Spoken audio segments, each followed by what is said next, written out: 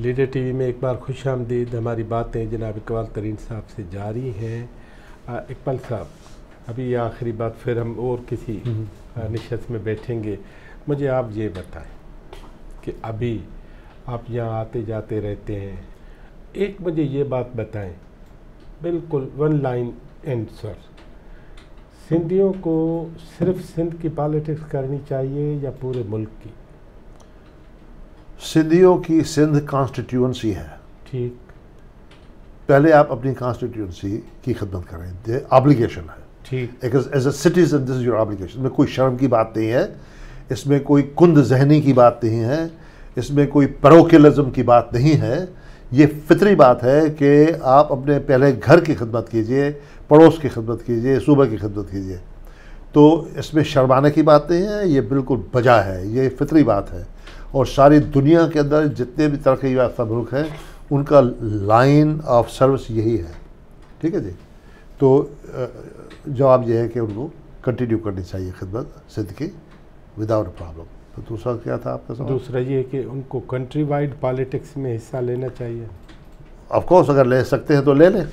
नहीं, फ़र्ज़ करो मैं आपको दे रहा हूँ कमान कि भाई आप सिंधियों को समझाओ, तो सिंधियों को क्या समझाएंगे? मुल्क गिर पॉलिटिक्स करें या सूबे की पॉलिटिक्स करें? आदमी करता वो है जो करना चाहता है, किसी के कहने पे नहीं करता, जब तक कि उसके अंदर से कोई ऐसी चीज़ पैदा ना हो। पाकिस्तान की सियासत सिंधी करेगा तब जब वो उसमें कोई सर्विस का कंपोनेंट देखेगा, डिलीवरी, कोई पॉसिबिलिटी देखेगा कि मैं अपने मुल्क के लेवल पे खिदमत करके अपने गांव, अपने शहर, अपने सूबे की खिदमत कर सकता हूँ। अगर हमारा समाज, हमारा निज़ाम सिंधी, बलोची, पश्तून या इवन पंजाबी को एम्पावर नहीं करता या नहीं कर रहा है या नहीं करेगा कि वो अपने कॉन्स्टिट्यूंट्स की खिदमत कर सके, तो आपके लिए क्या मोटिवेशन है कि आप पाकिस्तान लेवल पे पॉलिटिक्स करेंगे? है ना? उसमें बेनिफिट क्या है, मोटिवेशन क्या है? पॉलिटिक्स तो सर्विस की बात है। जब आपको कुछ अख्तियार नहीं होंगे, पहले तो ईमानदार होना चाहिए खुद। ऐसे तो कई हमारे लोग हैं जो सर्विस के बजाय जो है वो तबाही कर रहे हैं इस खत्ते की, हम अपने लोगों की तबाही कर रहे हैं। तो वो तो बुनियादी बात है कि सियासत जो है वो मज़हब है, दीन है, खिदमत है।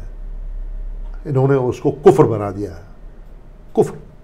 तो ये पहले तो ये तब्दीली आनी चाहिए, वो नहीं लग रहा कि आएगी इतनी जल्दी।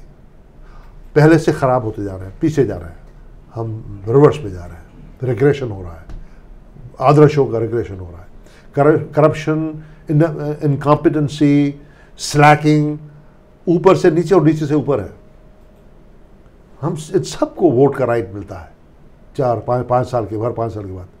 दे were right to fire them but they won't. तो अपनी इनकी हमारी अपनी रिस्पॉन्सिबिलिटी, टेक रिस्पॉन्सिबिलिटी। किसी और पर यूं करने की ज़रूरत नहीं है। अपने खुद अपने ऊपर उंगली उठाइए कि आपने कौन सा सही काम किया कि आपको सही लोग मिले, आपको लीडर सही मिले। तो ये तो मेरे ख्याल में कॉम्प्लेक्स हो गया है ये सिलसिला। फिर ज़ाहिर है कि इंटरेस्ट जो है अदारों के वो भी इरेशनल हैं और सेल्फिश हैं और न्यूट्रलिटी नहीं है, पार्टीजन है। हर इंस्टीट्यूशंस मुल्क का पार्टीजन है, बायस हैं। तो ये बड़े साने हैं इस मुल्क के साथ। मुल्क तो खूबसूरत है, लेकिन मुल्क क्या होते हैं लोगों के बगैर? लोग मुल्कों के लिए थोड़ी बनते हैं, मुल्क लोगों के लिए बनता है। तो मैं समझता हूँ कि दूसरी बात ये कि एजुकेशन जो है,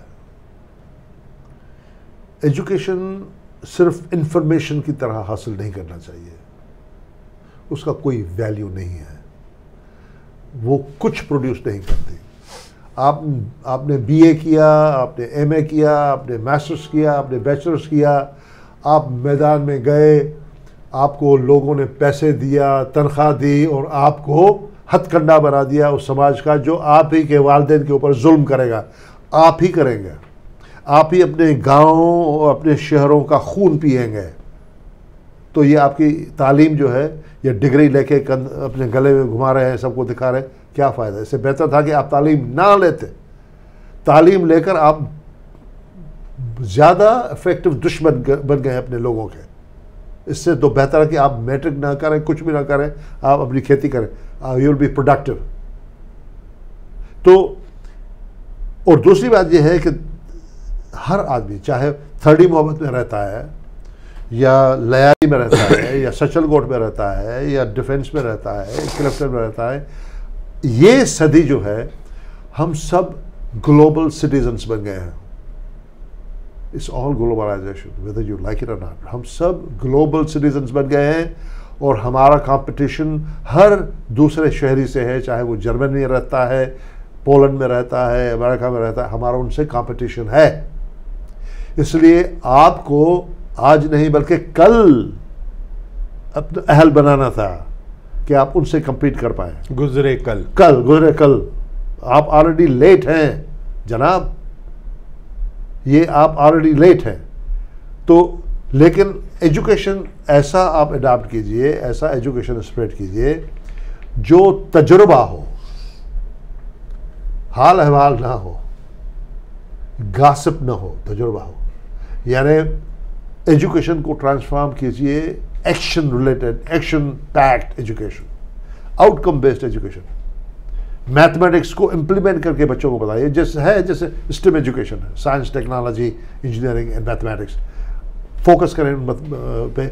मेथडोलॉजी इस एजुकेशन की ये है कि वो आपको करके दिखाते हैं ग्रेविटी कैसे काम करती है। अब आप लोगों को कह रहे हैं कि तजुर्बात से सीखें, हाँ, एजुकेशन को बढ़ाएं, हाँ, वो सिर्फ इंफॉर्मेशन का काम न करें, सीखने का काम करें, ये अमल। किसी ब्यूरोक्रेट बनकर और सिस्टम का हिस्सा बनकर अपने लोगों को नुकसान पहुंचाने से बेहतर है कि खेती बाड़ी करो, प्रोडक्ट बन जाओ, अनाज तो पैदा होगा ना। हाँ ना, कहीं तो प्रोडक्टिव हो गए। ठीक है, यहाँ बैठ के आप चेयर जो है उसके आप कुशन तबाह करते हैं, हर साल जो दूसरा कुशन बैठ और अपने आप को लोकली और ग्लोबली मुकाबले के लिए तैयार करो। वरना आपका खुदा ही हाफिज है, खुदा हाफिज नहीं, खुदा ही हाफिज है आपका। आप गए already, you lost not the battle but you already lost the most vital war already. आज बच्चा जो है 6 बरस 5 बरस के बच्चे जो हैं स्टेम एजुकेशन रोबोट्स बना रहे हैं बैठ के। और सना का ये प्लान है, मिशन है, मैं खादिम हूँ, मुझे ये हुक्म किया है कि मैं इसको इनिशिएट करूँ और सिलसिले में मैं जहाँ हूँ मैं चंद एक इंस्टीट्यूशन से बात करूँगा। हमने यूनिवर्सिटी से वहाँ बात की है, यूनिवर्सिटी चंद यूएस में, वो तैयार हैं कोलैबोरेट करने के लिए, स्टेम एजुकेशन को इम्प्लीमेंट करने के लिए कोलैबोरेशन में। तो हम चाह रहे हैं कि बच्चे जो हैं बचपन से ही वो करने पे फोकस करें, इसके अलावा सिर्फ बैठ के थ्योरी सीखें, थ्योरी ने इधर किया ना उधर किया। तो we want launch that STEM education, लेकिन बच्चों तक नहीं पहुंचेगी जब तक कि टीचर जो है, जो ट्रेनर्स है, उनको ट्रेन किया जाए।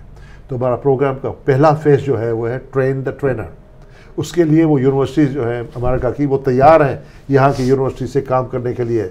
वो अपने बंदे बेचेंगी। फर्स्ट बैच 30 इंस्ट्रक्टर्स का तैयार हो सकता है, इतना महंगा भी नहीं। तो उसके लिए कोलैबोरेशन चाहिए, उसके लिए कोऑपरेशन चाहिए, सिंध गवर्नमेंट का भी चाहिए।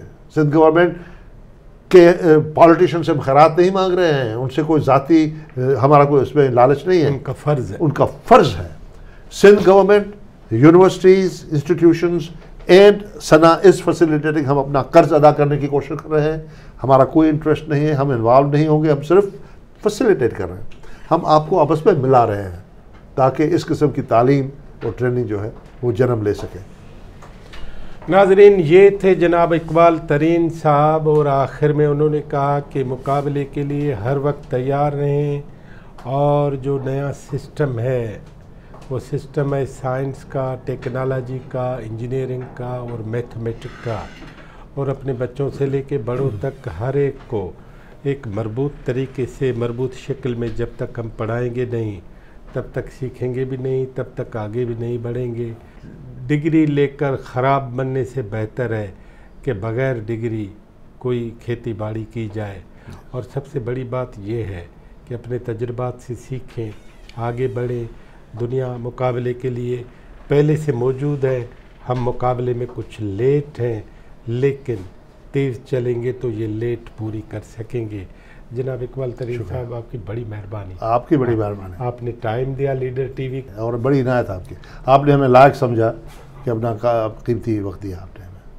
नाजरीन, बड़ी मेहरबानी।